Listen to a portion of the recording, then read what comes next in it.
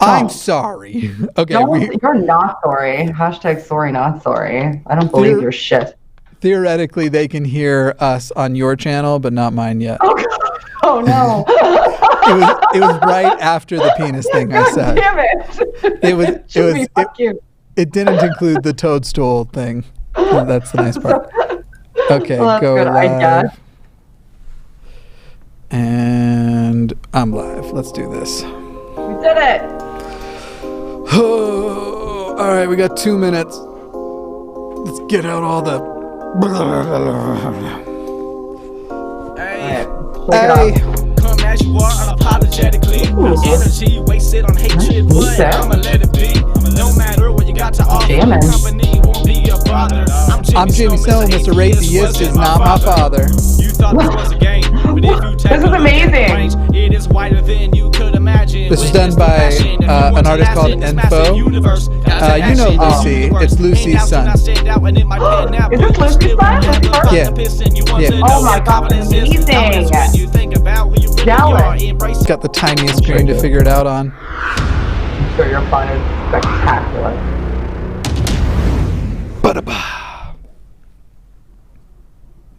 Well, hi, everybody. Welcome to a new episode of Modern Day Atheism. Remember that Modern Day Atheism, while it goes out live now on Fridays, that is going to be a permanent thing. So people can be mad if they need to be. Modern Day... Oh, man. My monitor got stuck in my hair. Like the wires all stuck up. Modern Day Atheism will now be going out on Fridays, and then it will appear on the Apple iTunes podcast and Google Play and all those other places like Stitcher, which supposedly exists. It'll be in all those places. Also Spotify on Monday morning. Let me bring in the wonderful and amazing Shannon Q, who is apparently overheating. I'm fanning myself. These lights are hot. So would you say that you are a fangirl? Huh? I am. Totes a fangirl. Don't make the same joke you made earlier. I can't deal with it. I did it off air. You weren't supposed to bring attention to that part. Listen, you did it. You brought it back up. You relived the moment. So that's on you. Kyle and I do that all the time where we make puns and stuff because we'll meet up like a half hour before the show and decide what the show's going to be about, basically. That sounds right. That checks out with what I know of both of you. That checks out. Yep. I'm rarely late, so that should tell you how good I am at putting together things like super, super last minute. But yeah, we'll often like whatever jokes or puns, and sometimes we'll even like discuss like we'll have some kind of conflict. We'll be arguing about like no, and then we'll realize how good the argument is, and we'll just be like, wait, let's do this on air. Hold off, hang on. I don't know if you saw the infamous air fryer conversation. I didn't. I don't think that started as an off-air conflict, and we brought it on air very naturally, like it hadn't happened. Air fryers are great. Paul has one. Paul has one. He cooks wings in them, and they're really good. So they're just like they were deep.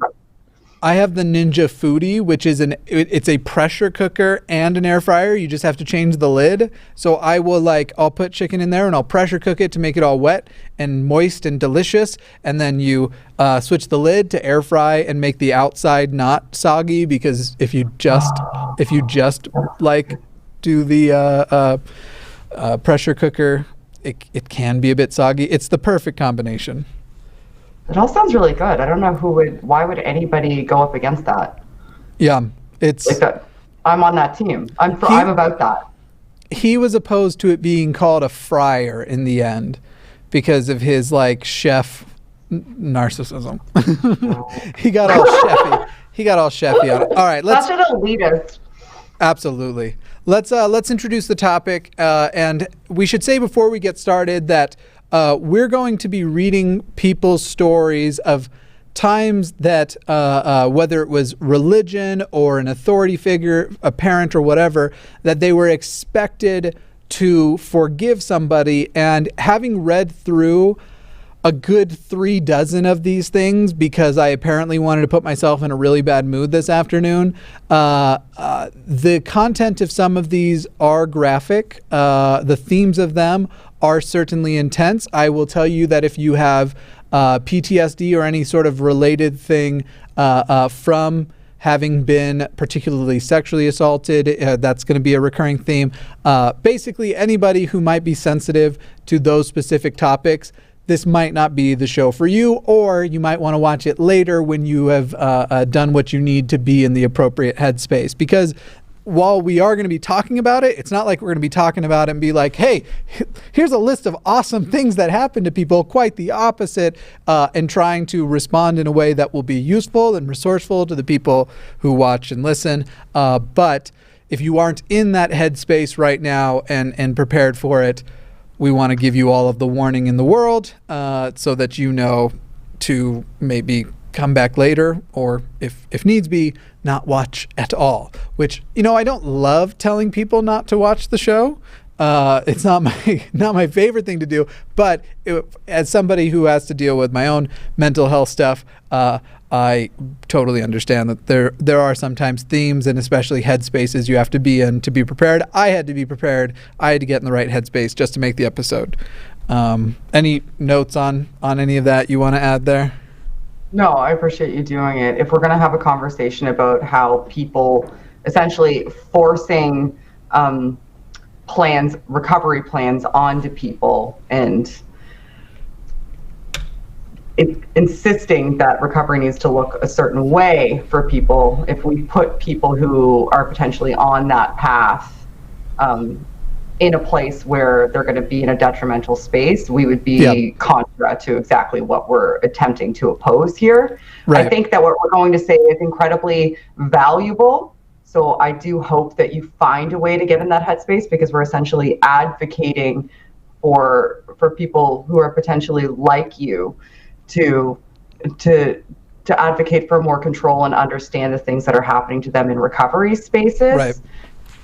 So it would be valuable for you, but until you feel as though that you're in a position to receive that information in a comfortable space, I agree with Jimmy. And so the other hand of this will be that there may be some of you that this is what you need to hear, because you're going to get to hear what is probably from the perhaps for the first time ever when discussing this with people, because this is a go-to, and it has leaked its way into the atheist world, because it's kind of one of those like Judeo-Christian values that we just take as a given without really much assessment. This concept of basically like nothing is worse than you not forgiving people, even if that comes down to like it not forgiving someone is worse than what they may have done to you. That sort of theme has popped up in society a lot. So it may be the first time that you're going to hear, I don't know, Shannon's going to word it in very elegant ways. As you can tell, I'm more just referring to like the ways like you titled your episode on your channel. And I think you called it something like Talking Forgiveness or something. Whereas on my channel, this show is called You Don't Have to Forgive Shit, and shit is capitalized. So we have similar perspectives but different approaches. Exactly. Yeah. For almost some of identical perspectives. I'm going to be here to swear and be annoyed and go, what the fuck, after I read these stories. Shannon will give the intellectual and academic responses, and I will vomit frustration and anger, because that's just my whole channel, I think. You know what? I'm just going to clip out that. I don't have a channel trailer. I don't know if a lot of channels have trailers. I don't have a channel trailer. I'm just going to clip out that thing about puking up reaction, and that's frustration and anger. Exactly. Mr. Atheist. I'm Mr. Atheist. I was gonna make a gag noise, but I also remembered that that's another thing that I'm actually mindful of, because I have a lot of people who come here because I'm chronically ill and they're chronically ill, and a lot of them have their sympathetic pukers. And the first time I made a gag noise, a few people were like, hey, don't mean to, like, I'm not mad at you and stuff. Just like, could you give us a warning next time or something? I got like a bunch of people that were like, those gagging noises made me go basically throw up. So I've been avoiding doing that now too. So maybe I won't put that on my, on my channel trailer. Do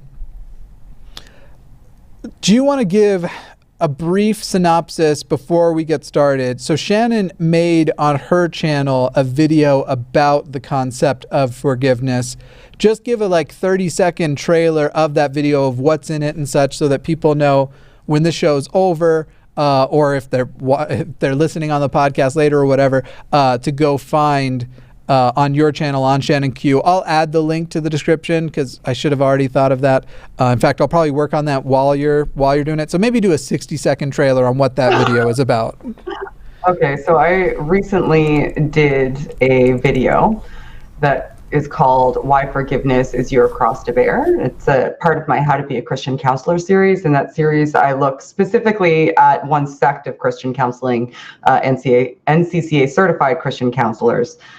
And but this holds true for most Christian or religious-driven counseling services, and also for some secular counseling and therapeutic services, unfortunately. But there seems to be an imperative of forgiveness when somebody has suffered severe mental, emotional, or physical trauma, and it's positioned to the victim as though it's a necessity for recovery in order to let go of animosity, when those things can be done without the concept of forgiveness being introduced as a mandate.